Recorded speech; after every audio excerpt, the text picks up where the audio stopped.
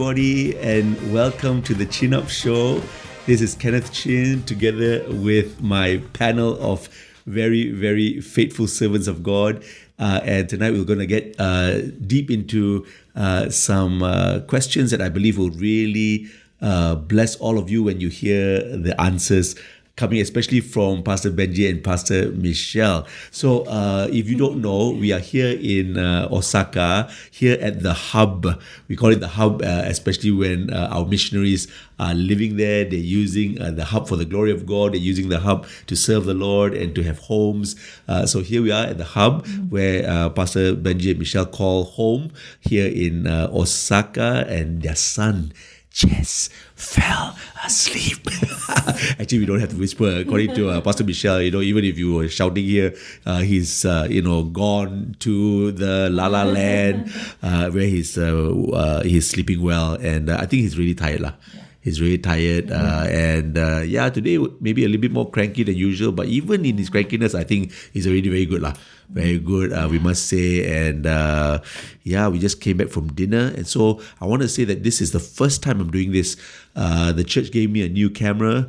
The church gave me a new camera stand and new microphones, and I brought it with me because attempting for the very first time to do a live recording on site. So here again we are, Pastor Sandra and myself are in Osaka for Acts Osaka's third anniversary, celebrating this Sunday. And tonight we just had a privilege of meeting with the core team, the new core team, and how important it is for every church plant and even our coordinators to have people that will come around them and do it as a team. Okay, we'll talk more about that soon.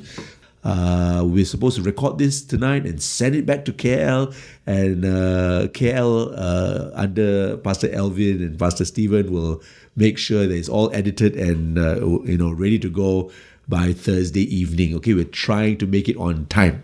Okay, so you want to say something, Pastor Sandra?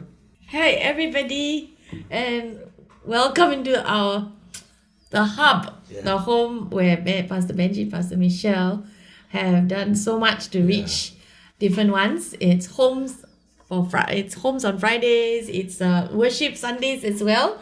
We have worship Sundays when our venue at YMC is not available. It's times people come here to hang out, and when the Malaysians ex-KL people come, they come here to hang out.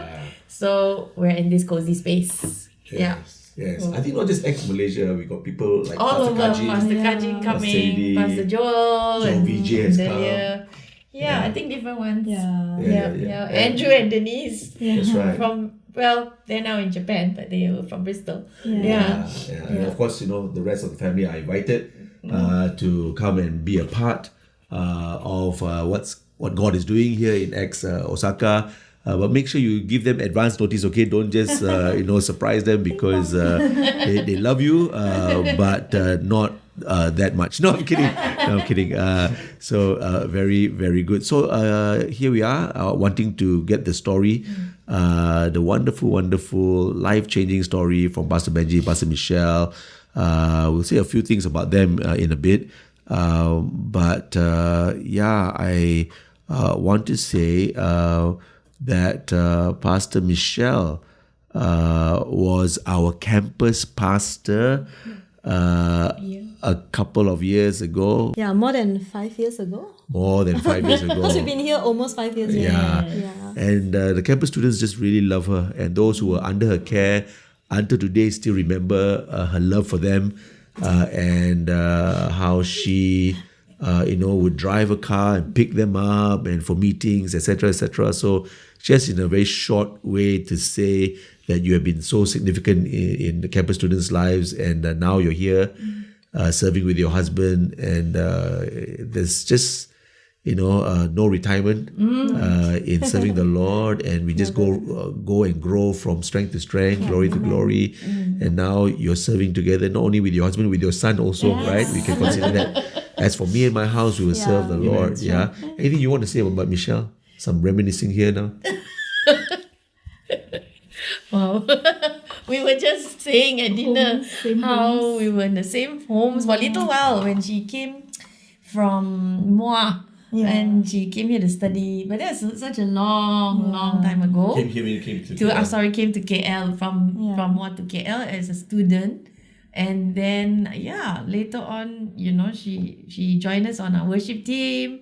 Yes. Part of our worship team came onto our campus city, served alongside the leadership there, and She then was under Pastor Dave, wasn't it? at that yeah, time? Pastor Dave, and so many years with campus ministry actually. Very faithful. Even when Elder Kenya took over, Pastor even then. Michelle was also serving in Yeah. campus ministry. Yeah. So she has quite impactfully been involved Yes. with our campus students, and and then she did homes in Shah Alam. Right. It was a overflowing, blooming. Her house was packed with students from UITM, students from different places. And families. There were also older ones like Terrence and families. Eder. That's They were why I like- said that's the right. adults were there with us as well. But her house was packed. So those were the Good days. Good times Yes, in yes. doing homes. Tell me a little bit about Benji. Where did we meet him? How old was he? Is he like a kid? Benji, we first met Benji in Kota Kinabalu. Yes. He was, I think, a teenager then. Teenager, Just was about teenager 15, lah. I think. 15. 15 already, Okay. 15. He was playing drums at church. So that's where we met him that many years ago from KK. And then he came over, the family moved back, right? Moved back to PJ. K. Yeah. And then he came over to join us at Acts. Fantastic. Yeah. Okay, so let's get into some fun facts first. Okay. How did you both meet? How did you hook up? Hook up. Tell us a love story. Okay. Well, Pastor Michelle saw me and Her eyes were open. You were saying, I think you tell that everywhere. the real story. Then only she opened the eye. The real story. The real story. I would say that we've been friends for I think close to more than 10 years actually. 14. I can't 14 remember. years. And when I first got to KL, I think Michelle will always say that she always sees me as this in Japanese we would say kohai is junior. Junior. Because I was just coming to college and I'm like this but she's like senior, she's been through all that. So we've been friends for many years. There was the hangouts. We served in the same ministry as well. Eventually also I served under her as well in campus. But it's not until much later that we got invited to a friend's wedding. Because Campus City, we're all friends in Campus City, so a bunch of us grew up together. Right. And one of our friends who got married in Melbourne invited us. I think then when we went over, eyes were open. Eyes were open, and and I realized at the time, for both of us, we were very single, serving the Lord with all our hearts, and God opened our eyes, and I think from there the friendship developed into romance, and today we have a wonderful child together. Wow, that's quick. You've been married how long now? 5 years. Yeah. 5 years. Yeah. What's 2020. most interesting for us when it comes to both of you is your wedding. Tell us the story because I think everybody should know. Yeah. Oh, okay. Yeah. So we were supposed to get married in March, and we were supposed to come to Japan the following month in Was April this in itself. 2020? Yeah, 2020. Yeah. So what we didn't know that a worldwide pandemic was about to happen. Yes. So we had our wedding rehearsal on a Monday night that week, Yeah. and that Saturday we were supposed to get married. We were supposed to have our wedding ceremony, and after we finished the wedding rehearsal, that's when the government announced that the lockdowns were going to happen on, was it Wednesday, Thursday? It was the 18th It of was the March. 18th. Yeah, it was supposed to happen that week. Yes. So we're like, oh dear, what do we do? So thankfully, although there were a lot of restrictions and a lot of confusion on what could not be done, pastors and our church were very, very gracious.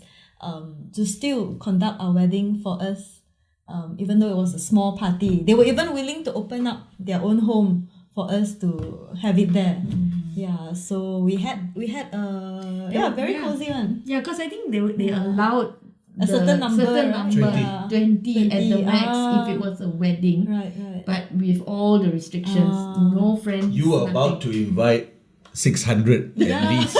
Yes. At least. For the right? for the luncheon, Yeah. But you had to settle for 20. Yeah. So it was a tough moment, right? Yeah. Michelle, let us in on a little bit of the emotions. Of course, it was very tough, and of course, there were tears involved. Sure. Because I know why of all times, like, is there a way to still make it happen? Because you gotta try till the end, right? Gotta fight till the end to make it work. Then only you say, okay, let's figure something out. But yeah, I guess we also had a lot of people who were part of our lives over the years, besides family and close friends, Yeah. ministry friends, that we would love to share that big Sure. day Yeah, with, of right? course.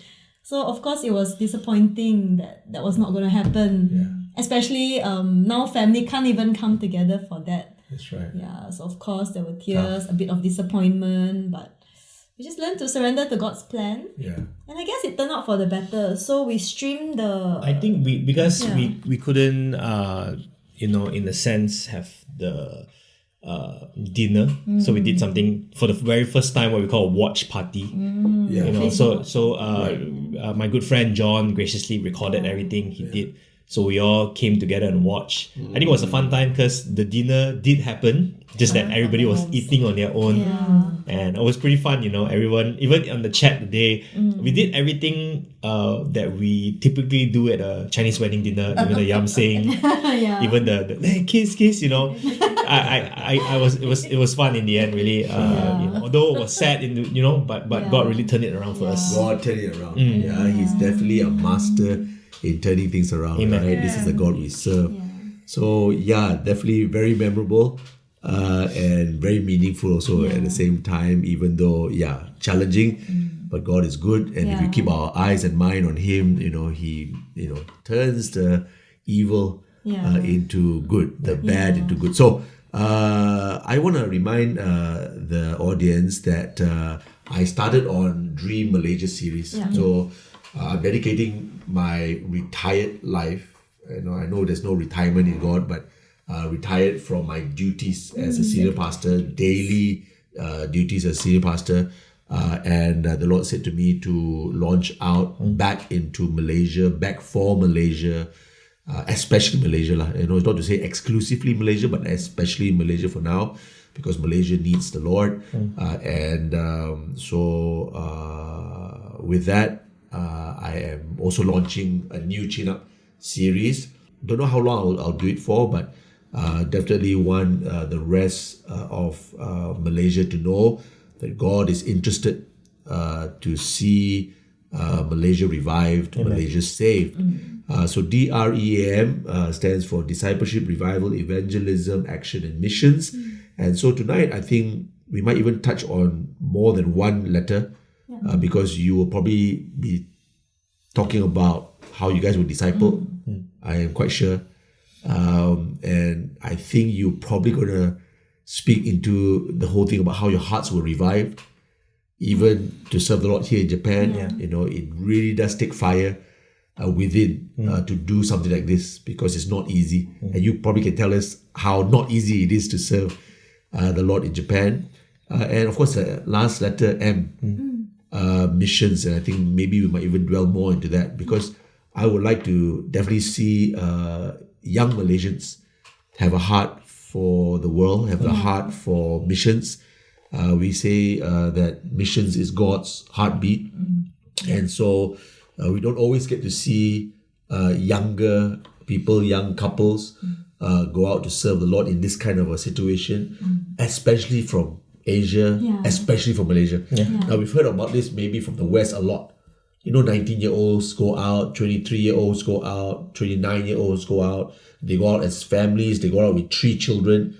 But mainly from the West for all these years, very seldom. We have, but very seldom. So what we would like to see, Benji, what I would like to see is Benji and Michelle times 10 Benji Michelle times 100. I'm sure it's on Pastor Sandra's heart also times 1,000. So that Malaysia will not just be a missions field, it'll be a missions force. Because I believe that Malaysia is so blessed already, so blessed. We actually have a lot of blessed churches, big churches, mega churches, and also small churches that are very significant. But we don't just live for ourselves. We live for a bigger vision, a larger plan of God, as Habakkuk 2:14 says. So I'm going to really give the rest of the time to you, and if Pastor Sandra has any questions along the way you would like to find out, but tell us a little bit, just back up a little bit, because before you catch a heart for something, there must have been a journey, there must have been a learning, catching something from the Lord. So Benji, I'll start with you, and we will definitely focus more on how we got here to Japan, and of course 3 years have passed.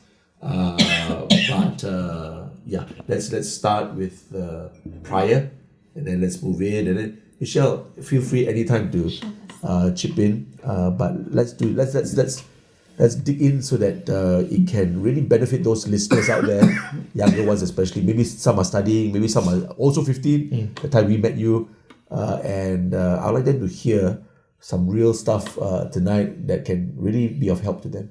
Yeah, so go ahead, Benji. I think when Pastor spoke about Dream Malaysia, especially with the word D, and definitely discipleship, I think I would definitely start from there. I think when we're very young, we can be very passionate about many things. When I was much younger, Pastor, I always say that I want to be the best drummer. I want to be doing all these things for the Lord. I remember even when I was in my before even coming to Acts, I had a youth group back in KK. We always, during camps, we will gather around, talk about how we're going to serve the Lord. Many of us talk about going for mission trips, even to the point, Pastor, we also said, we die for the gospel. Right. And we're like, we will die for the gospel. Yes. But I think one thing that sets apart passion and really brings it in fruition, I think, is discipleship, Pastor. So coming into Acts, I think that's something that really took me on this journey of just learning to submit, learning to also surrender. There wasn't even Japan on my heart at that time, Pastor. Right. And there were many things that I think Pastor Sandra back then, before we even go out, let's do missions within. Let's go out to the community, Right. So all those things that for me has been instilled, Pastor. And I joked earlier on, Pastor, I said, I'm really do all those one-time mission thing. And I think many years back when first Pastor was just sharing about Japan, I said, I will never start a church. Because Pastor, I go like, it's as a young person then, I will say why, because I can see it's impossible. Because it's so hard. Right. It's not possible. Sure. But I think being in Acts, there was so much trust in the youth, from leading homes, Pastor, to being part of a ministry like Campus City. Right. There's so much, there is a lot of, in a sense, giving of responsibility, but at the same time also, Pastor, there's a lot of, not just hand holding, but guiding us like, all right, you can do this, you can do this. And I remember when I was, Pastor Dave was when he was my Mahada leader, he was saying that, I want to put you into homes with older people. And I go like, but I'm a campus student. I don't want to talk to old people. And, I'm like, oh, why? And the fun group is there. Right. But that has taught me a lot of things, Pastor. And I remember the time Pastor Dave, he kept hammering this. He said, then you learn to talk to old people. You learn to talk to older people. Yeah. Talk to people that is not just your age. And that itself, Pastor, has helped me today as well. I've seen many people come through our doors in Acts Osaka. Just for example, our church, we have a lot of African brothers and sisters, especially in a nation like Japan. Yeah.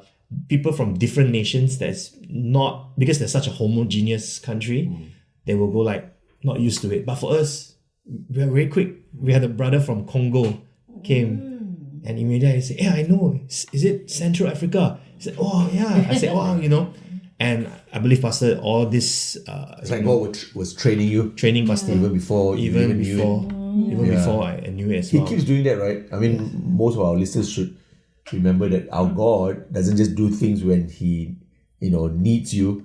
He does things even when He doesn't need Yeah, you. Pastor. Because He's the God who prepares. Yes. He's the God who makes the way. Correct, Pastor. He sends John the Baptist first before He sends Jesus. He's this man who will pave the way for the Lord. So our God is he does things way ahead of time, and sometimes we don't understand it, and we might reject it or go like, no lah, why should I go to our old people's homes, as you said. I say older people. You say older people, so I stand corrected. They You might say be older. listening. Oh no, I mean older people. But God does that as training. Yeah. And sometimes you just, as you said just now, submit. Just go along with your leaders because they know what they're doing. And sometimes even when they don't totally know what they're doing, they know some things. Yeah. And God will take that some things, and He'll take the 5 loaves and 2 fish, and make it something. I want to just chime in very quickly because you mentioned that I shared with you about Japan many years ago. So many of you watching might not know that Japan was on my heart since I was 19 going on 20. I was at a YWAM conference, small conference. It was like a little get-together. And I got invited by one of our youth leaders then, Pastor Michael Raj, who was part of the YWAM scene himself as he was growing up. So he says, Kenneth, come lah, let's go together to Singapore. I've got all this old gang, and I want to meet some of these old leaders, but I don't want to go alone. I want to bring a team. So I think about 4 of us went, and then I got a chance to meet with this YWAMer, a very, very friendly guy. He's like, even though you have never seen him before, he's like immediately your friend. The first 10 seconds, he talks to you. So I really got impressed with his friendliness. But I got even more impressed when I sat down with him and he shared about Japan, shared about how he teaches English. And I think he was half Hawaiian, half something else, I can't remember, but he was American. Very, very friendly. And in our conversation, I caught the heart for Japan. But the thing is, God never allowed me to even step into Japan, except for those transits to America, plane transits. But I don't think you can say step into Japan with you. You're just at the airport, But 28 years later, when I was 48, that's when the Lord says, okay, I'll open the door for you to go to Japan, and you'll go with the Chais, James and Sheng Mei from Singapore, because they studied here and they're very good with their Japanese language. They say, Pastor, I've heard about your Japanese heart, or your heart for Japan. Come along with us, And so my first time is 28 years after I first had that stirring. And my wife just reminded us tonight when we were having dinner that there was one time where that particular year, everywhere I turned was Japan, visit Japan. We were in the plane, and there was the magazine in the aeroplane that has Japan, and so God has ways of getting our attention, and so the Lord's time. So I want to tell people, some of you could be waiting for months, if not years, for something that God has seemed to have promised, seemed to have put on your heart, but it's never come to pass. Don't lose hope. Don't give up so easily. God's timing is perfect. Amen. And He will show you signs, enough signs to show you that it's you, it's time, it's, here, it's now, it's, so I think the 28th year came in, and then 2 years later, the 30th year was when we were ready to send Benji and Michelle in. So it almost reminded me like Jesus, all those years of prophecy, all those years, even at 12 already, He said, don't you know I must be about my Father's business? But it wasn't until 30 that He actually stepped out. So that was when I was 50. So the 30th year of having Japan on my heart was when I was 50. And 50 is a year of Jubilee. It was significant. It was very significant. And so, of course, we sent both of you, and you just told me that you have been here for about 5 years. Close to 5 years. So it's correct. It's correct because I'm 55 now. So I think the timing sort of like adds up lah. Okay. So just for our people who follow Chin Up to know, Japan has been on our hearts for a long time, and something might be on your heart for a long time. If it's truly from the Lord, don't give up. Trust the Lord. His timing is always perfect. Praise God. Do you have anything to just chip in from what he just shared? Okay. I guess although we've been here for close to 5 years already, but I think God knew this was going to happen, and the preparation happened so many years ago before any of us had a clue what was happening. So I think my first brush with Acts Church or AYA was, funnily enough, at DREAM 2000, the conference. I think it was a inter-church event, right? So someone invited me, I was there, and God spoke to me there. And I think it was that night also that I received the gift of tongues. So, and not long after that, I joined AYA, I joined Acts Church. And although that was a long time ago, maybe 20 years already, I guess, quite a long time already. But in all those years of what Pastor said just now, we served through campus ministry, served through homes, and just years and years of serving with Acts Church. I think God was really preparing me. I think I made a lot of mistakes. I didn't even know what I was doing. I was just being faithful. I was just serving, just being faithful. But it was there. Everything I know today, I learned in those years. I learned through church and through the leadership and the guidance and the example of the leaders above me and the co-laborers around me. So I'm so grateful for this environment. And God gave me a passion for missions back then already. But of course, so excited, burning with it, right? But you don't know what to do next. And sometimes there's no clear direction on what to do next. But you just surrender it to the Lord. That's good. Because when you're in burning in passion, like, send me now, God. Maybe I skip uni or something. But God in His wisdom knows the timing. And in those years of serving, of course, there was disappointments, there was brokenness, and lots of purifying. And which leads up to this. So when it was time to when I was considering whether to be in a relationship with Benji, I knew it also came with the possibility of serving for missions in Osaka. And I knew without a doubt that, missions coming in. I didn't have to think twice about that. So I guess it's also important to share your visions and dreams, when you are with friends. Because I'm just hearing Michelle say that she knew already that to consider a relationship with you, Benji, Japan was in the mix. There's a lot of richness even in that sentence, because many people go into a relationship not knowing what they're going into. Bad or good. But when someone is not ashamed of their faith, of their vision, of their dreams for the Lord, it might scare people away. But actually, it's okay to scare people away also, because you will scare the wrong ones away. You know what I'm saying? You won't scare the right ones away, because the right one is the right one. They will say, count me in. Count me in. But they must know. But are we willing to share? Or are we scared to share? You might even not have gone to Japan. But that passion, that possibility should still be on the table.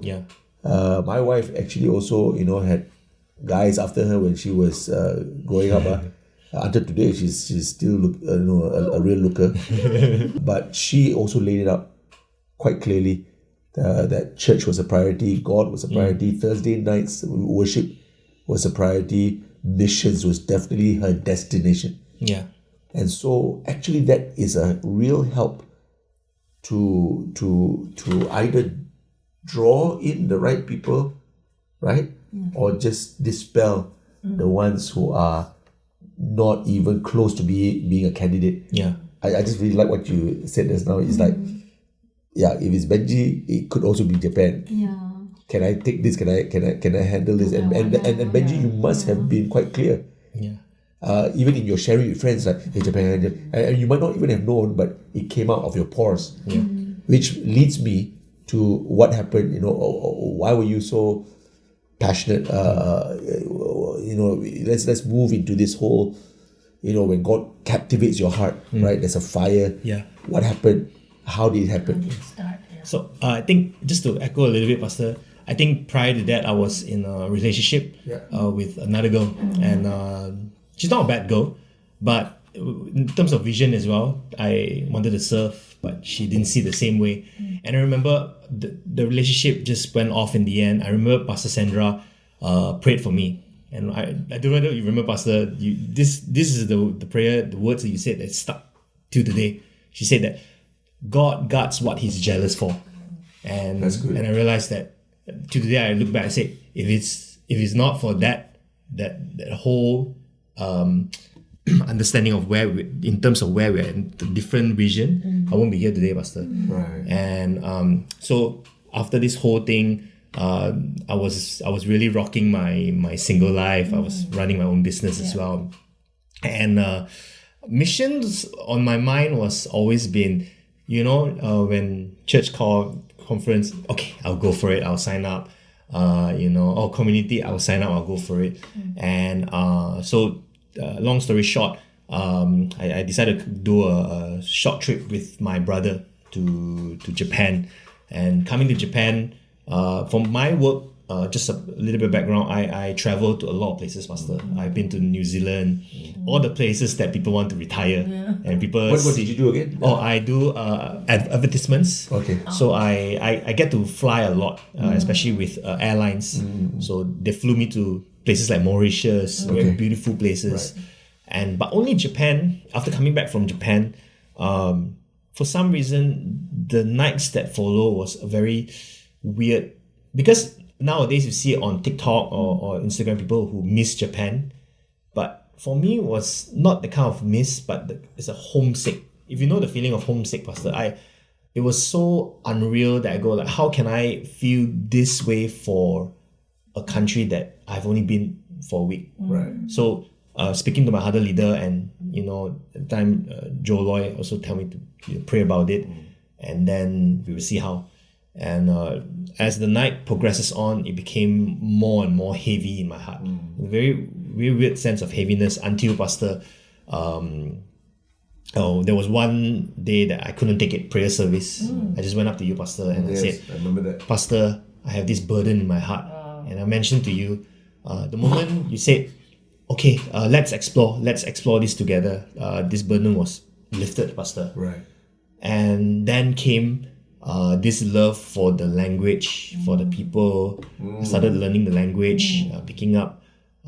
It's something that many people come to Japan because they like the culture, they like the anime, right? But J-pop. I have none of that. Right. Even to today, Pastor, my classes, when my teacher asked me, why did you come to Japan?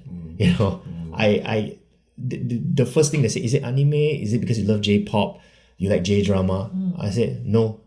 I just love the people here. And, God has stirred up that fire, time, Pastor. And and that time, Pastor, I told the Lord this. I said, I know that if I'm going to go to Japan, it will be only through you, God. You have to, because for some reason, Pastor, this is people may not know, I didn't finish my formal education I didn't get a degree or diploma, so that is needed to get a job here. Right. And I said, God, if I were to be in Japan, it's only by your grace and by your hand. And true enough, Pastor, there's many testimonies, Pastor, and God has opened the doors, and through that, Pastor, the fire even to today has been burning, Pastor. It's God has caused this love for this people group that I go like, again, many years I've never been. When I first came to Japan, even before my brother's trip, was for my company, right? Even that trip, Pastor, I didn't have this feeling, but until that time, it was a very specific and appointed time that God placed that in my heart, Pastor. So yeah. Yeah, I'm going to ask you a question about how do you keep that fire going. But before I get there, I want to make a statement from what you said. So you felt the burden first, the burden that the Lord put on you for Japan. Maybe that time you didn't quite put your finger to it, like, is it God? What's happening? And then, of course, we prayed. We started to pray. You said the burden lifted. But there was something you said just now, that after that came the love for the language, the love for people, etc. So I just want to make a statement that it's often when we make decisions that the rest follows. We sometimes ask for the feelings, the love for the language, the love for the people, etc., etc. but refused to make a decision, a responsible decision. So I've spoken to different ones, different leaders, different potential, I was going to say possibility, potential missionaries who either are not there yet, even though they should be, or they're still struggling and is going through internal struggles because they think that God will make all the decisions for them. Yeah. It's not true. God wants us to make those decisions. At least the first one, here I am, send me, Lord, that kind of thing. Then the rest follows. And I think it's really important for the younger leaders out there to hear that God will give you enough signs. He will help you. But as He gives you signs, like even Moses was saying, He gave Moses 1 sign, 2 signs, 3 signs, 4 signs. By the 4th time, I think, Moses was still saying, I won't go, just send somebody else. And then only then God became angry. But before that, God was, almost answering every excuse he had. Yeah. Like, I couldn't speak, okay, I'll give you Aaron. If they ask me what's your name, okay, but tell them that my name is, no, I am. And this and that. And then the rod, turning into a snake, and the snake coming back into a rod. He'll give you enough signs, but all He wants you and I to do is take responsibility to say, yes, Lord. Yeah. Here I am, and then the rest follow. So maybe some people are still waiting for a sign from heaven, for God to move them or for God to do something. But God often, will wait for us to say, take that step of faith and say, okay, God, And recently also we were talking to a German couple about that and saying to them, it's when you said this, yes, we will go, that jobs opened up to them, and etc., and all that became even greater confirmation. So Benji, let's move on to so there's been a lot that has happened since both of you came. Okay, I am sure God continues to keep your fire burning through every evidence of His presence being here and His hand. So but the question is, how does this fire keep burning? And why don't you bring us through that journey, in the most detailed yet, shortest way possible in these last 3 years. And let's encourage the listeners about how God has been so involved in your journey thus far. I think Michelle can just chip in anytime. I think it's always been, I think for us is that, I think pastors also always been preaching, you go and I'll show. That was something that we've always believed in. And I think for me, at the end of the day, Pastor, is that how the fire keeps burning sometimes. I mean, there are times, Pastor, of discouragement, when we first started homes, right? We were like, okay, let's do once a month, right? So we started homes. We had a Japanese girl came, and then we realized that we are learning Japanese at the time, and we were like, okay, let's fire, Then we did homes with her. Then we realized that we are not at that level, or a lot of communication breakdowns and all, and it was very difficult. It's quite embarrassing to say because there were certain simple truths that we can't even explain in Japanese at the time. And so language, Pastor, tough barrier, and I think that was also God's sign to say, hey, it's time to buck up in studies. The motivation. And amazingly, Michelle, she can be even kiasu sometimes, which is sometimes God can turn something that we hear kiasu, but just made it into something that even Michelle said, I want to translate. She just wanted this interpretation for pastor. Right. That was something that she aimed for. And we took it and we ran with it, Pastor. And I think that as we go, that's where God's hand is, and that's where the fire start to come. And just little by little. And there are again, every setback that we have, there is something that definitely there'll be a sad moments, be like, is this the 3 of us? oh, it's only me, I'm preaching. But God will allow us to dig deep, you know. And true enough, some Sundays within these 3 years or so, Pastor, we are like, who's going to come? Yeah. You know, and in the end, it's just 3 of us. Right. And every downtime, every time that we go down a little bit, and that causes us to say, okay, where's our faith? Can we dig deeper? And then God started to show again. Right. Yeah. You know, there was a year we say, where do we have our team? For Pastor to say, wow, core team. And that we just sat down and we were like, oh yeah. This year finally we have that. Right. And really, that's how I believe God has continued to ignite the spark here and there. Michelle, anything? Yeah, I think also living here, so many people don't know Jesus. Yeah, they might know of a church, they might know of churches, they might desire to have a wedding, a Christian, like a Western wedding in a chapel kind of environment, but a lot of people don't know Jesus. They might go to a Christian college, a Christian school, but they don't know Jesus. And it's sad. Right, sure. Yeah, and there's just so much more work to do. Yeah. Yeah, and just like Pastor Benji said also that through the years also, just meeting different ones and not being able to share with them something so simple, such a simple truth really motivated us to want to do more. And God opened a lot of doors for us as well to make friends with neighbors, with like tutors, or even mama friends. Now that I'm a mother, you know, like we bring Ray to a playgroup, so there are now open doors to make new friends. And some of these friendships are just starting to deepen. When we first came, nobody knew us. We knew that every time we go out, like we don't even have to think about bumping to someone. If someone calls Michelle or Benji, we know it's probably not us because no one knows us here. You know, but today we actually do bump into people. We actually have friends that we bump into. So God has been faithful and has done that, and it came through these past few years. It came through faithful sowing. Yeah, once upon a time nobody wanted to talk to us at all. But today, you know, with the help of Ray as well, you know, people are starting to open up. Yeah, so we feel that it's just starting, and the past few years were like building a foundation. I think Pastor, you spoke about fire as well. I think that recently, one thing that God has always put into my heart is say that don't wait sometimes. When you have the opportunity, just do it.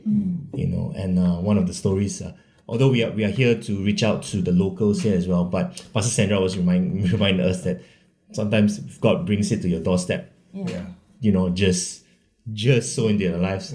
One of the nights we decided to eat at this family restaurant here, which is very rare. We have dinner, just going in, we sat down, then we hear this bunch of students talking very loudly. It's like, hey, Malaysians, right? So I talked to him, then he's like, oh, long story short, he said, hey, I want to go, I saw Acts Osaka.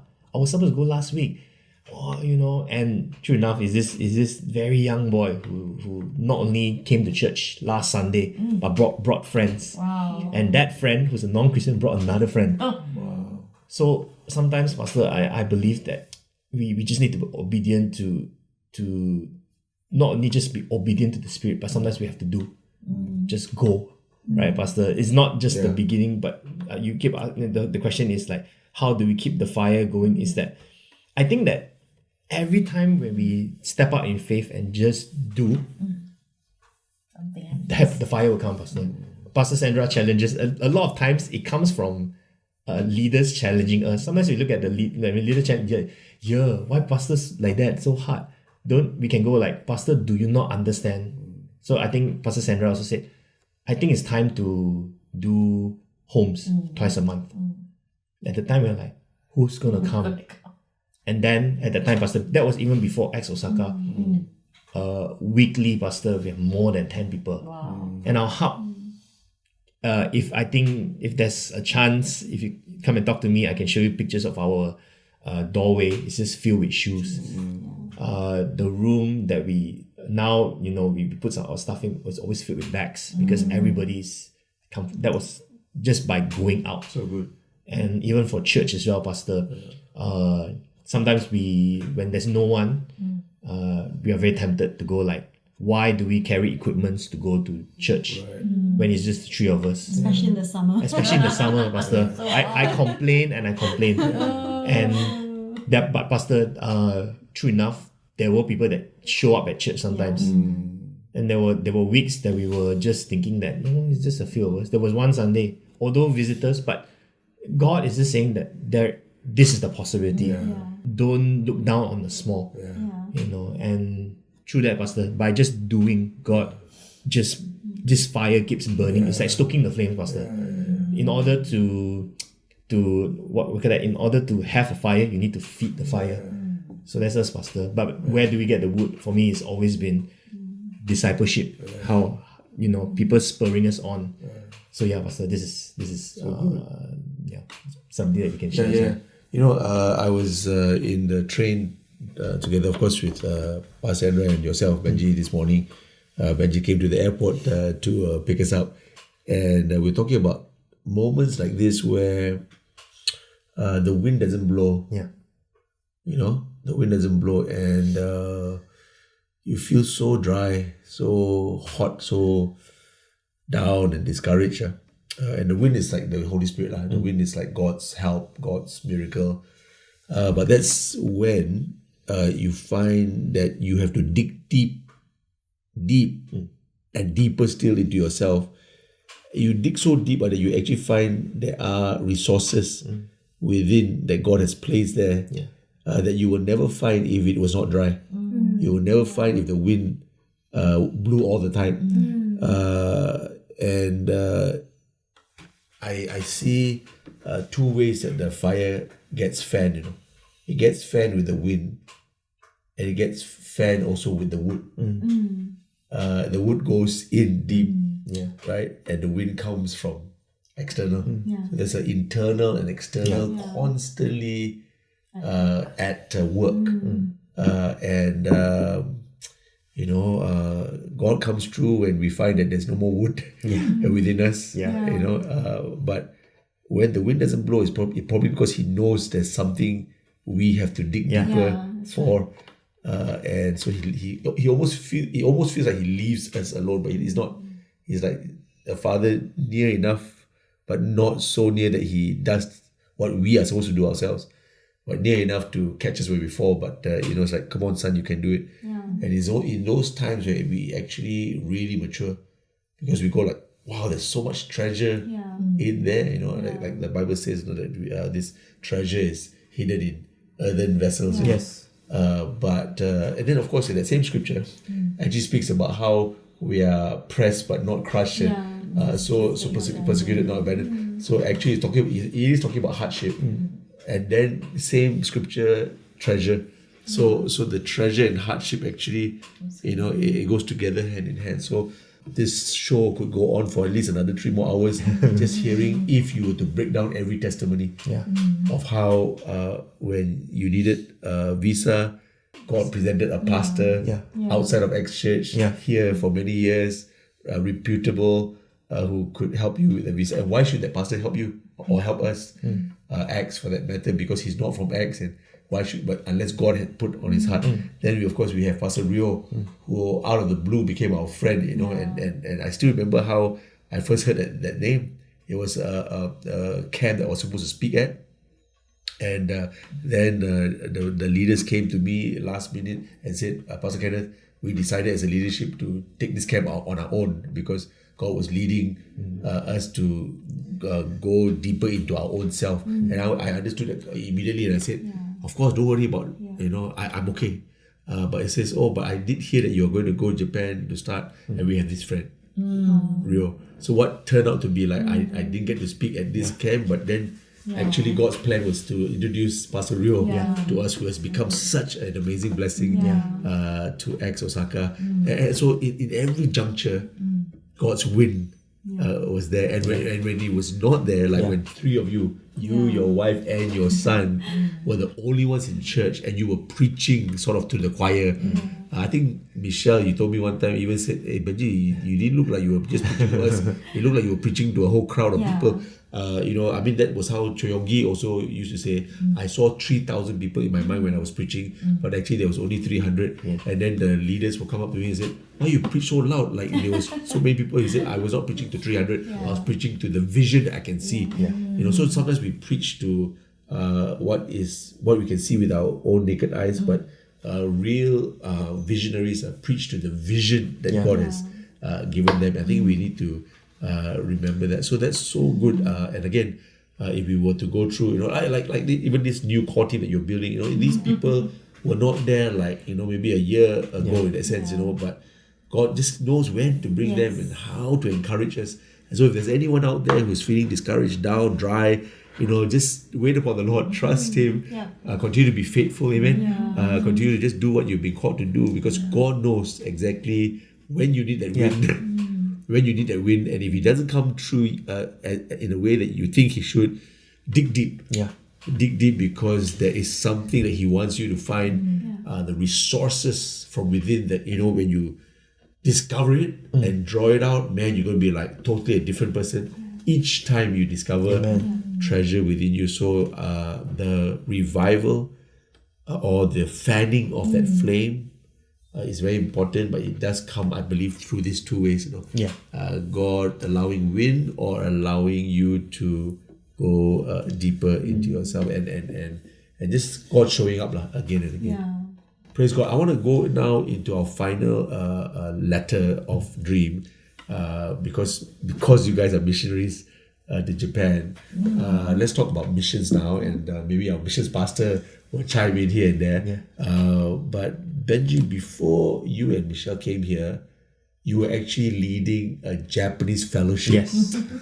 That's very interesting, because we didn't get the full green light from the Lord to come to Japan yet, but that doesn't mean we cannot test out what He has put on our hearts. A lot of people are still waiting, for the call to cross the borders. But what we need to see is within our own border, is there the cross? It says, is there a ready opportunity? Because you can't just say my heart is for the white people when you don't even look at white people who are, or the black people when you don't even look at black people who are your neighbors. You say Japanese in Japan, but there are Japanese people in Malaysia and you. So that was really, I think, our heartbeat, right? So why don't you continue and just tell us, because I think missions really started at home. At home, Pastor. So I think one of the things that we've always talked about, heart for Japan, and Pastor we've always been going to the trip. I remember one of the trips that we came was only me and you, Pastor, and I remember you said this, let's start Japanese fellowship back home. Start with the Japanese that we have back home. And I'm like, Japanese? Who's the Japanese back home? I lifted up my hand and I counted. I remember after that conversation, I went like, we have 3. We have 3 people. And we decided to meet up, Pastor, and I go like, oh Lord, and these 3 people are, I don't know where they're at, and I don't really speak the language at the time. And really, we went back and I immediately said, all right, Lord, if you want me to do your work in Japan, let's start back home. And true enough, Pastor, we stepped up. We started Japanese fellowship, the issue our call. And then suddenly we have Japanese students coming through I Survive. Wow. A Japanese girl named Anna and Kobayashi. Both of them, they joined this I Survive. And through that, Honami as well. So after that, when they started coming, and all of a sudden, we have a bunch of students of all places. We're thinking where they're going to come from. They went to Nilai. Right. That was really one of the most, I think, busiest. Pastor, I thought that, we have to, really strive a lot to look for Japanese people to join us. But I believe that sometimes this is how God encourages us. So He said the vision is there, but because you are obedient now. Right. You're obedient in your backyard. And true enough, Pastor, we just did, and they came. Many of them were non-Christians, you know. I think one of the stories as well we were sharing just now, one of the girls, that Japanese girl who came to the Nilai, and she was invited to our camp, church camp, 2018 camp. 1,000 people, right, Pastor? Right. And at the time when they came, and nicely they go and be like, who's going to translate? I'm like, then they said, let's look for Benji. I'm like, I can't even speak. I can't even speak. You know, I said, I can't even do it. You know, so they said, never mind, you just sit next to her. I'm like, We got okay. Amanda. I got Amanda, Wong. Wong. Nobody could do it, but because we have another girl who can speak, but she was helping with X Kids, so it's a bit, she can't be there all the time. So it was this whole time of like, oh Lord, even at the time I said, oh Lord, like I can't. And on the day, Pastor, she heard the message, and I don't know how much of the message she heard, and the message, Pastor, if I remember clearly, it was really on just heavy for the church, you know. And I'm like, oh, nothing for her, you know. Nothing evangelistic, Nothing evangelistic, Pastor, because it's to the church, you know. And I'm like, oh Lord. But there, you know, she was crying, she was tearing. And I remember Ellie Chua, she went up to her and prayed, asked her whether she wanted to accept Christ, and she said yes. You know, Pastor, all these little testimonies that God has set up to say, like, oh, you've done all this in your backyard. And it's almost like God is saying that, see, this is what I can do here. Now, when you go to Japan, this is the vision that sets you up for it. So yeah, Pastor, that was in a nutshell of Japanese fellowship, Pastor. Actually, vision does go before provision. Yeah. Meaning to say that it doesn't have to start just because God provides you an air ticket to Japan yet, or whatever else, or a wife yet to go with you to Japan. The vision starts way before the provision comes. The fact that you are faithful enough to say, oh my word. In fact, why did everybody look for Benji when there needed to be a translation? It's because they knew there was vision attached to Benji with regards to. So the provision sort of like follows the vision, and everybody kind of knows that, you know. And you probably were the best already, even if you only knew Konnichiwa, you know. You know, so it's very funny when sometimes we get attached to a certain vision when we're like, it's him, but he goes like, me.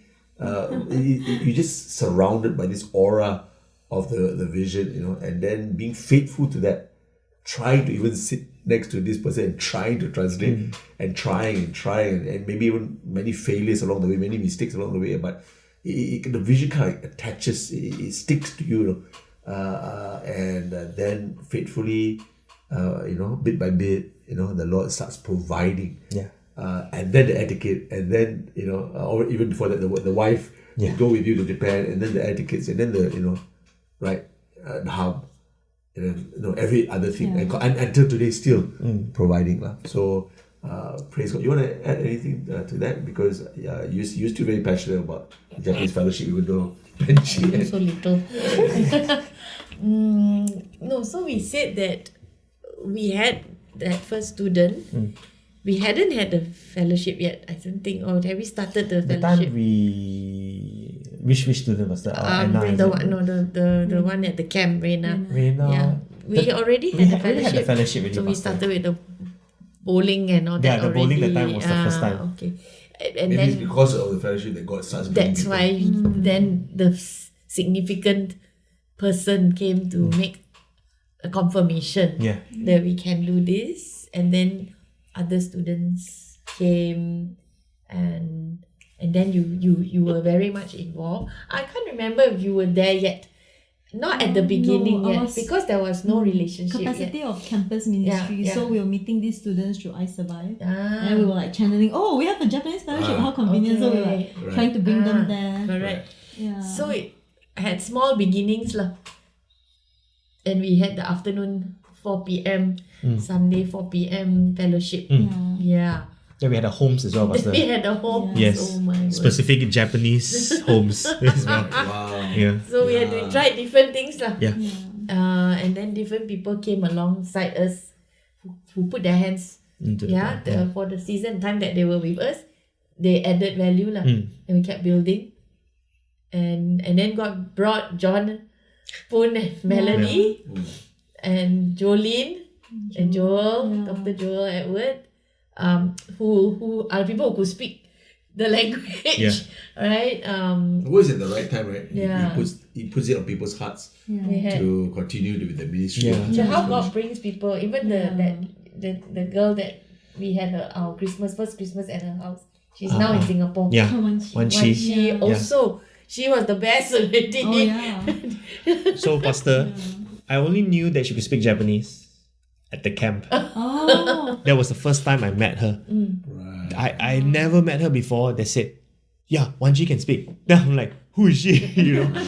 And then she came alongside. And There you go again, vision and provision. Yeah. So it what I'm saying is the little fellowship made connections and it open opportunities for others who had some language to come alongside to help us That's right. connect with people. So I would, Opportunities to serve with the talent that you have. Yeah. When the church begins to open up and say, let's do it, even if the role is small, it starts to be like a magnet to draw. Because if you didn't have that, then they will all still be behind the scenes, in the shadows, not sure whether it's useful, and then the Lord does it, even though it's small, as I said, but it starts to draw people to that place. May not be perfect, but they now kind of like, hey, I have something to offer. I have something to offer.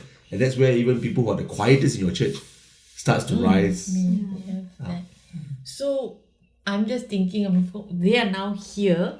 Our fellowship continues, and again, even the fellowship is not easy to run, but we have faithfully Jolene and Dr. Joel Edward doing their best to take care of the few sheep that God brings, right? We also will say, hey, what else can we do? Yeah. Where can we let down our nets? Because many are there. So we can do things at our home ground, and then we can also do things when we're in the ground itself. And that's where they're at doing. But God has been just bringing different people from different nations to be part of Acts Osaka, as well as the Japanese people. Not easy, right? We have to break ground, we have to build bridges, and then with Baby Ray, open even more doors. So children also can be used by the Lord to make connections. So I see that door has opened. I think one pastor thing, for me to add on as well, I think that being Malaysians, I think the boy that came last Sunday, he mentioned something that I go like, actually, this is something that I'm very proud of as well, Pastor. If you talk about missions, right now for us as a mission sending field, because he's a Malaysian, he became a translator for his classmate. Mandarin, English, right?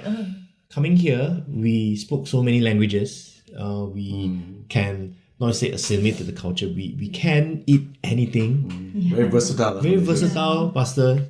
So sometimes we cannot look down on us like, oh, Malaysia is such a small country, we are third world, we are developing nation, But Pastor, I can tell you that coming here, that is our strength, Pastor. We were I would dare say, life of the party. Because we could speak Cantonese, we could speak Mandarin, now Japanese also. Then a lot of times we look down on ourselves, but other people, when they look at us, they go like, how can we be like you? So Pastor, in terms of missions for us, I think that was one thing that we have an advantage as well, Pastor. I'm going to draw this to a close, maybe another 5-10 minutes, and we'll close it. I want to end it with, if you were now addressing a whole generation out there and you're trying to stir up their hearts for missions, because I think people are still asking why missions, why must go to Japan, why must go overseas, why must care for people who are different than us, etc. Because there's a huge price to pay, and you guys have paid a huge price already just being here and continue to pay it, right? So why? And as you're answering the why, maybe also try to give some advice, because I think people out there will go like, no, I want to go out for missions, but I don't know what to do. I don't know how to start, don't know how to pray, don't know how to prepare myself. And with our missions pastor here, she can also chime in if she wanted to, but just starting with both of you. So it's two parts. You want to encourage right now, right? A whole generation out there. Missions is life-changing, man. Can't miss it. And this is how we suggest you prepare. Is that okay? Okay. For it. Firstly, you'll make a lot of friends. Well, it's the very basic call as a Christian for us to do missions. First starting in our backyard and then to the ends of the world. Yeah. Some of us will serve in our backyard, serving the world through our backyard. And some of us will be sent to the ends of the earth. So whichever it is, that's our call as Christians. Yes. And I don't think you can call yourself a Christian without fulfilling an aspect of this. Whether you are serving abroad or whether you are serving missions from your local church back home. And secondly, how? I really believe we really need to be rooted in a good church and we need to be discipled. So important, because I think we would have given up many times in the past 5. I mean, there were times we asked, did we make a mistake coming here? Like, what are we doing? Why are we not seeing the fruit? Like, I don't want to waste our church's money, we have moments like that, and there were times Just in case people out there are thinking that it's a holiday. yeah, and you will have naysayers like that Especially as well, right? now, because Japan is the holiday destination. You will have people who see it that way as well, and you don't want that to happen as well. We would have given up many times if we were not discipled, if we never went through those years of learning, of breaking, of being maybe scolded or guided. Sometimes we don't like to hear the hard words, we don't like to hear a no, but sometimes we need to hear a no so that we can mature through it. And that God is building character in you so that you can live out the purpose that He has for you. So that's really key. So if you're a young Christian, you're on fire for God, stay faithful, serve your local church, be discipled by a leader who's more mature than you. And when hard times come, when your leader tells you something that hurts you, that offends you, don't be so quick to walk out the door. Stick through it, ask God what you can learn through it, and let God mature you through the breaking and through the pain. I think for me, I think Ecclesiastes says that when God put eternity in man's heart, sometimes we always see it's like, that God shape. But when Michelle says the heartbeat, right? And we must also have that heartbeat. I think why sometimes people struggle in church, we always start to complain about a lot of things in church because we're not going out. The moment we step out, we come into the mission field. Of course, it's tough, Pastor. There are times where I go like, especially when we go back to Malaysia, it feels like time for us has frozen in place. That means people is the same, but everyone has moved on. Then you see people with cars. So then you're like, am I missing out? But I remember there was one instance where we had a baptism for one of our brothers in the ocean, and coming out, just getting him baptized, bringing him out from water, and more than it is for him, it was for me as well. God was saying, this is why. And I've never felt so, in a sense, fulfilled. I've like I said, Pastor, my business, I've really seen a lot of places. I've done a lot of things, and you go like, at that time when I was still running my business, I asked God, is this all to it?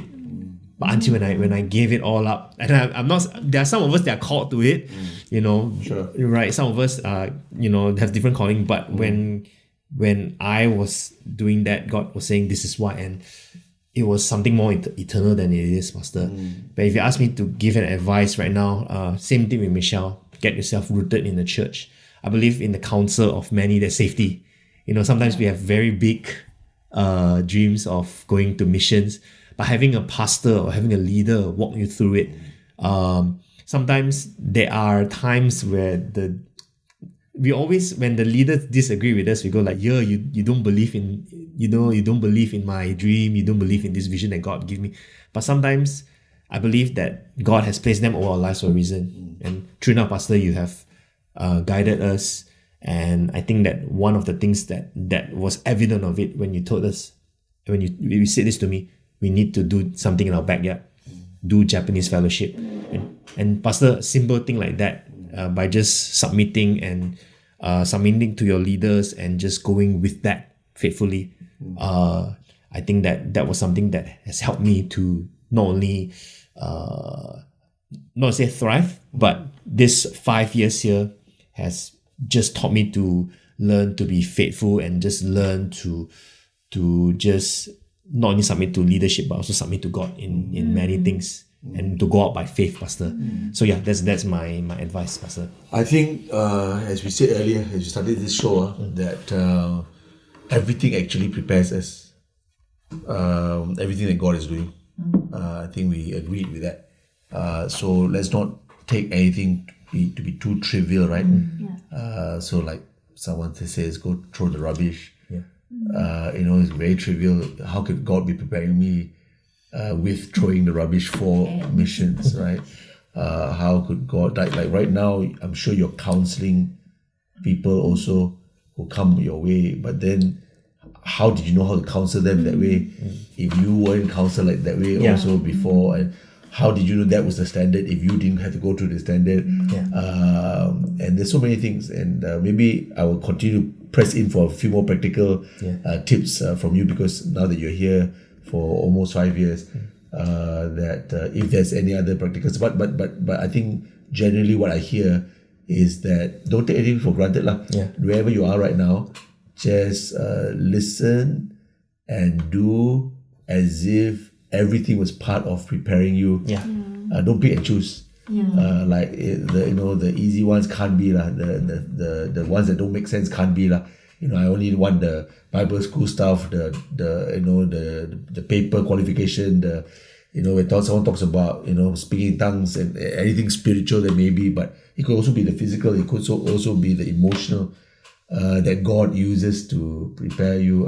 Like even getting angry and then overcoming your anger quickly could help you with frustrations that you might face. Even maybe waking up early, doing your quiet time. I mean, everything, right? Because when you guys are here alone and there's no one overseeing you, you could actually wake up anytime you want to. You can wake up at 12 noon also if you wanted to. You can eat, not eat. You can, really it's also self-discipline, which doesn't really sound very spiritual. Self-discipline sounds just self-discipline. Even non-Christians know about self-discipline. Maybe sometimes non-Christians can have better self-discipline than some believers. But I think really at the end of the day, everything does help with all that God wants us to be equipped with for the future. So just don't take anything for granted, and don't think that anything is too trivial. Learn as much as you can, grow, develop.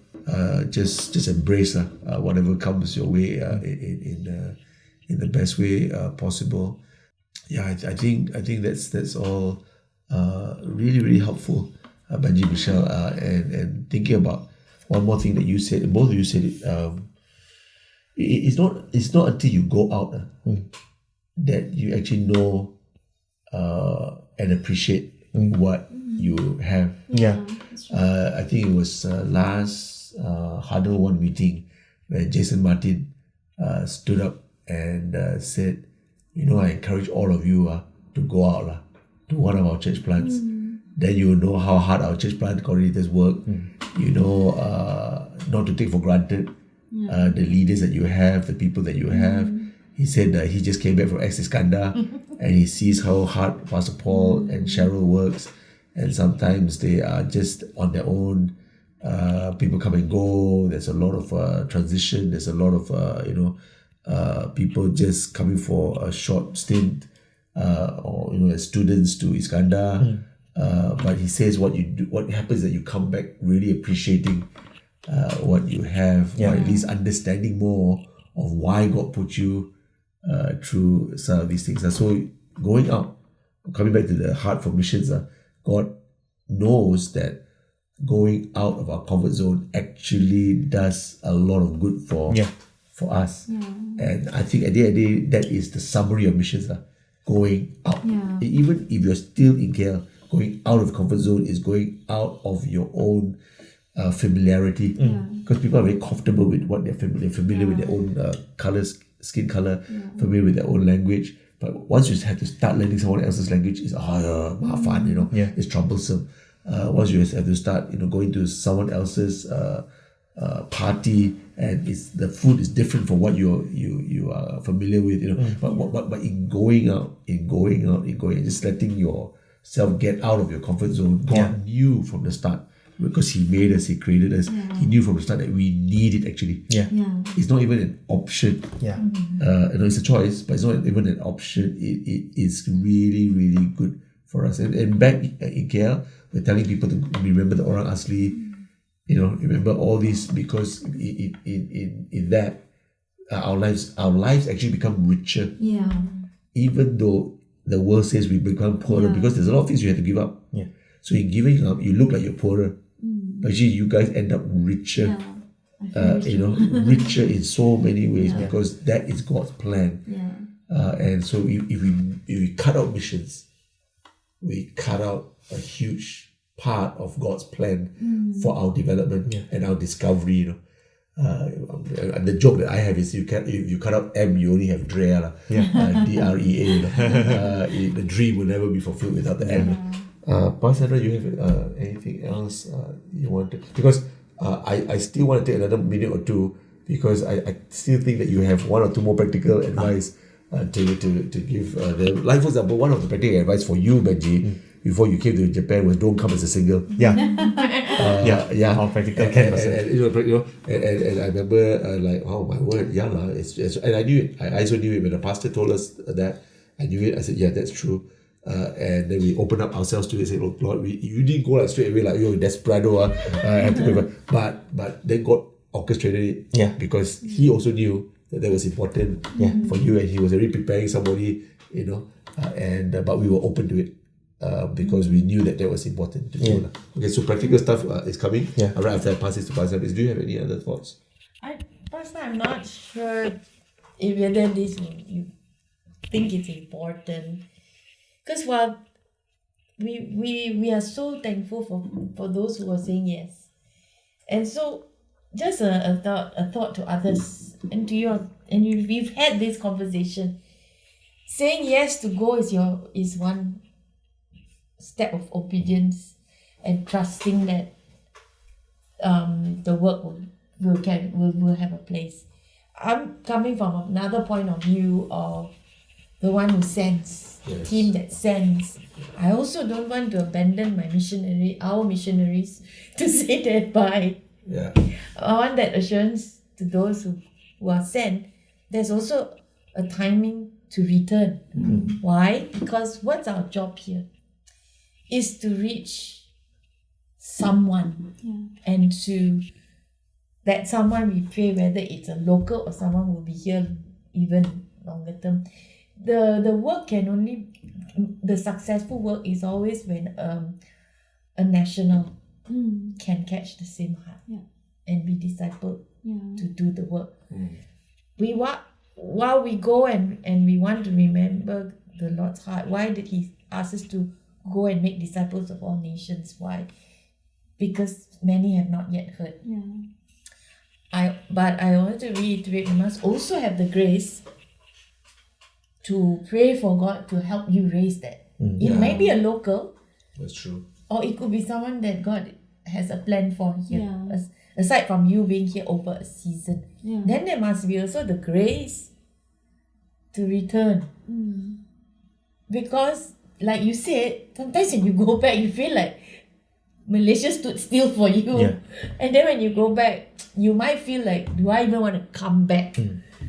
So sometimes there will be a time in the going, then there's also a time to return. Never be afraid to return. Never be afraid to look out what else there is. And there will always be the work to be done or to be sent even elsewhere. Yeah. And I try to say this and remind people that we send out that there's a going, and then we're always so excited about the going. But there has to be a season also of us remembering why we're here.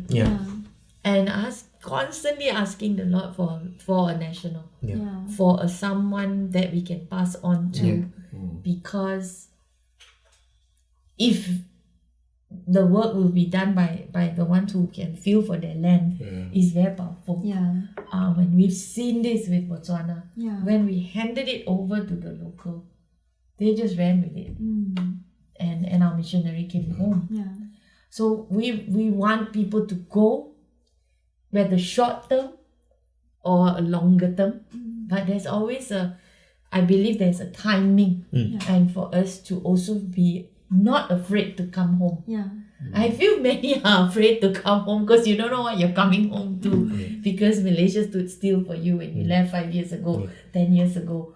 So we mustn't be afraid that God is able to also provide you, lead you, and the next adventure begins. This won't be the only adventure you're going to have. And for us, we're always thinking the welfare and of our teams that go out, and we also have to think of your future. There's one part of the missions team. The sending team cannot just send you and leave you there.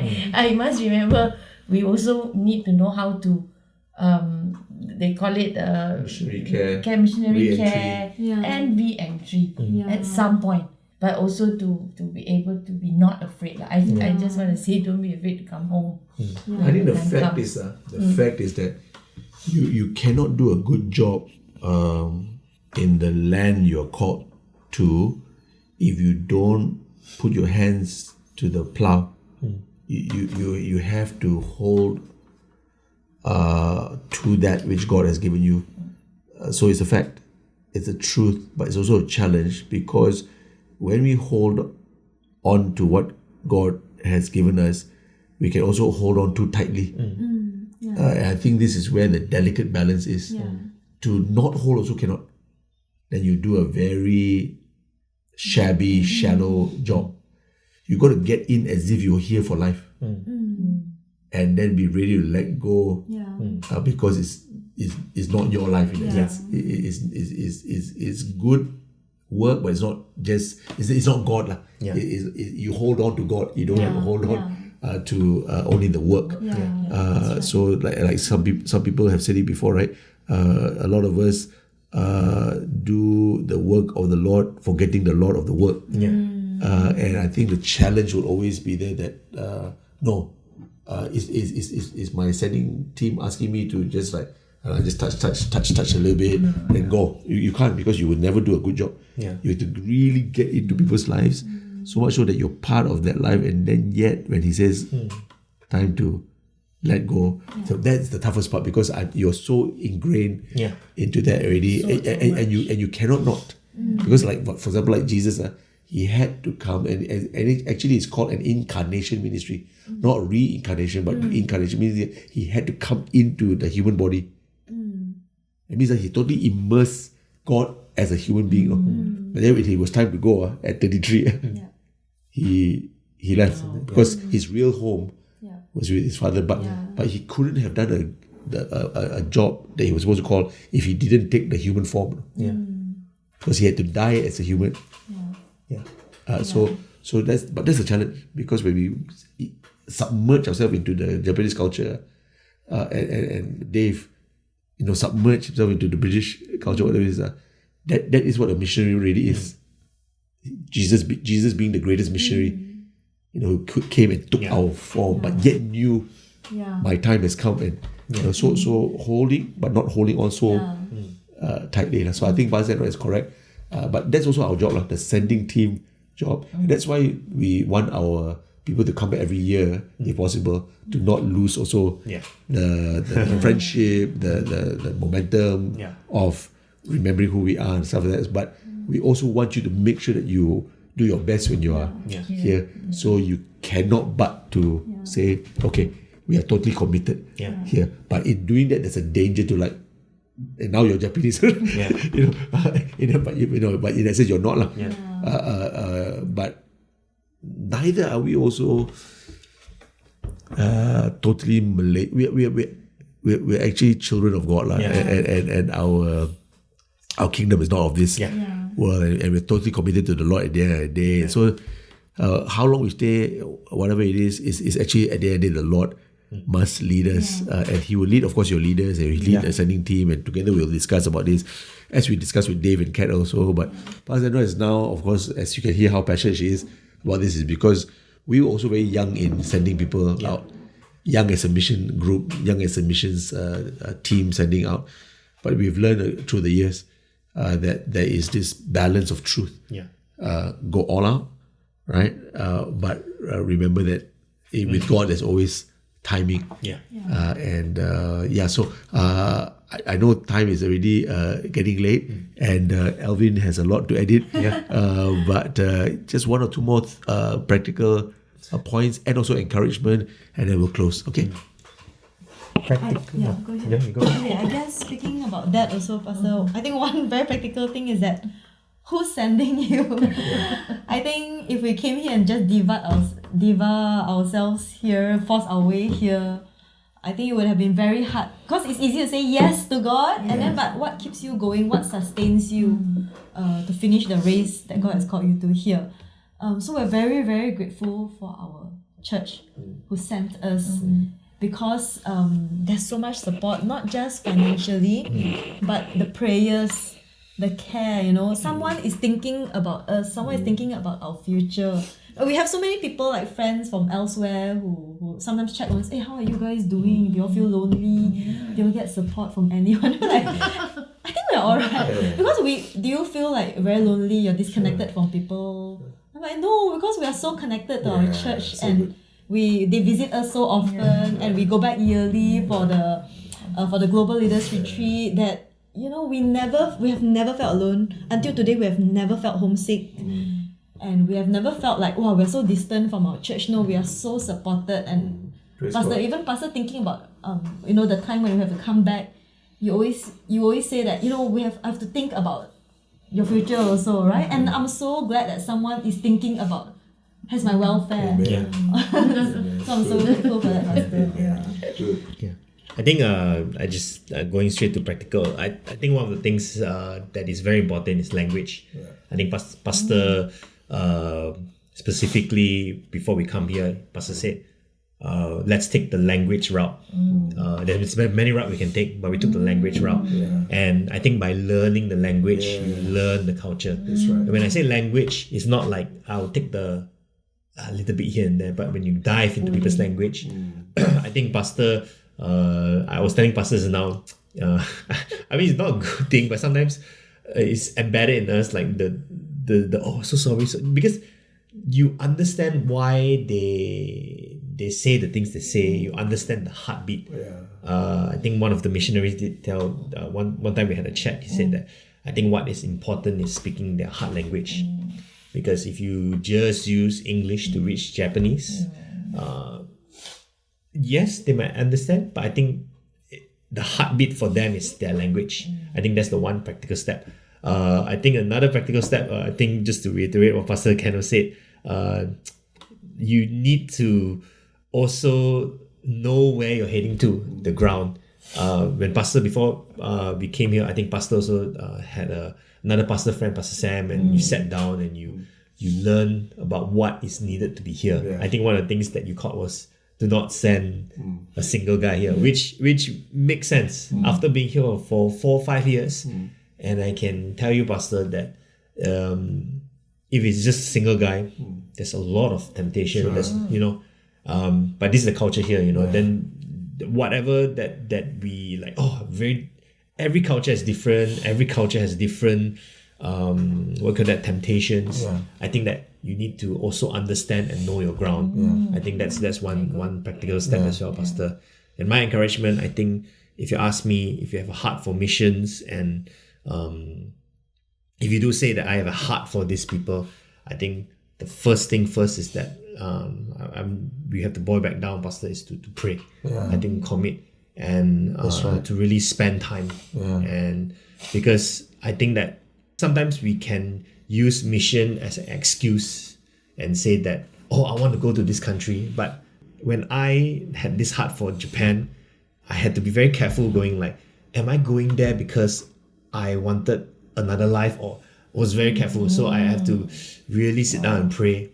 And that's where the counsel of your leaders come in to kind of going like, if you're talking about long-term missions, Pastor, because there are many people who can give up everything, and when they get to the mission field, if it doesn't, especially when they go there and they force their way in, and if it's not according to God's will, sometimes I believe that God will pull the plug. And then would you be angry? You know, and I like what you say, Pastor. When if it's a will of God, when you immerse in, and if it's got time to let go, it will be also easy to let go as well.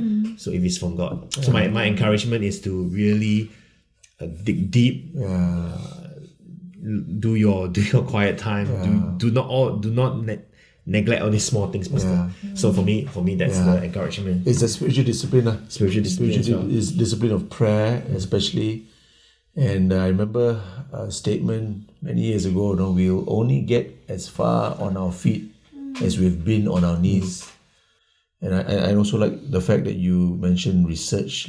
Basically, in all that you've said is research. You gotta, if you really say you love a place or a people, then research more about them, study more, read more, get to know more about them, get to know their language, get to know their likes, their dislikes, what stops them from believing, what helps them to believe, and because some of these things will help a lot in not repeating a way that you do it in Africa, in Japan, because that may not, the methods, the message of course is the same everywhere, but the methods is because of the culture, and the culture helps with understanding, getting the message through, right? Not because I remember when we were talking about the culture. And here in Japan, people might not even know the concept of sin in the way we understand it. And so sometimes to even explain it, and go, how can a culture know? But that's a culture, that's a culture. So if you want to really get through, so that's just one example, right? So I think if we really say, it reminds me of how when I wanted to be a SIA pilot, I wanted to be a SIA pilot. I dreamt about it. I said I was passionate about it, and actually, I went through the first interview and I got through but there was a question. The guy was very impressed that I came back after my law degree to still want to be a pilot. He was very impressed. He said, you must be very passionate. And then he just did this. He put out his hand and he said, okay, Kenneth, what is this? He went like this. And I went like, what in the world is this? And I said, sorry, I don't know. And he was surprised. And he said, what is this? So basically, later on, I found out that this is when your plane rolls. So that's called a rolling, and then there's another one. Don't know what it's called, but it just tells you that when you really are passionate about something, you would do some reading. You read about planes. You read about how planes work. You cannot just say I'm passionate about something without wanting to go deeper into knowing. Even when you say you're passionate about somebody, you want to get to know first of all a number, or something. You want to get to know. You cannot just say, but I really like her. What do you know? And you go like nothing. I've not done anything to study her or to get to know her better. So passion and knowledge actually does go, or at least a desire to know. Does go hand in hand. Guys, thank you so much for your time. I know in Japan it's 10:30 almost at night. In KL it's only 9:30. But that's all the time we have for Chin Up Show done live here in Osaka together with Pastor Benji, Pastor Michelle, and of course we have a really bonus edition of having my wife together in this show tonight. She usually stays away from the show, because she's really busy in KL. But I'm so glad that we were able to have this chat. And I pray that DREAM Malaysia and also DREAM anywhere else, we also hope there will be a DREAM Singapore, maybe even a DREAM Osaka and elsewhere. But it's not just about where it is, it's the heartbeat of it. It's discipleship, revival, evangelism, action, and missions. and we hope this has encouraged you. This is Kenneth Chin signing off and wanting to remind all of you to keep your chin up. God bless you till we meet again. Bye.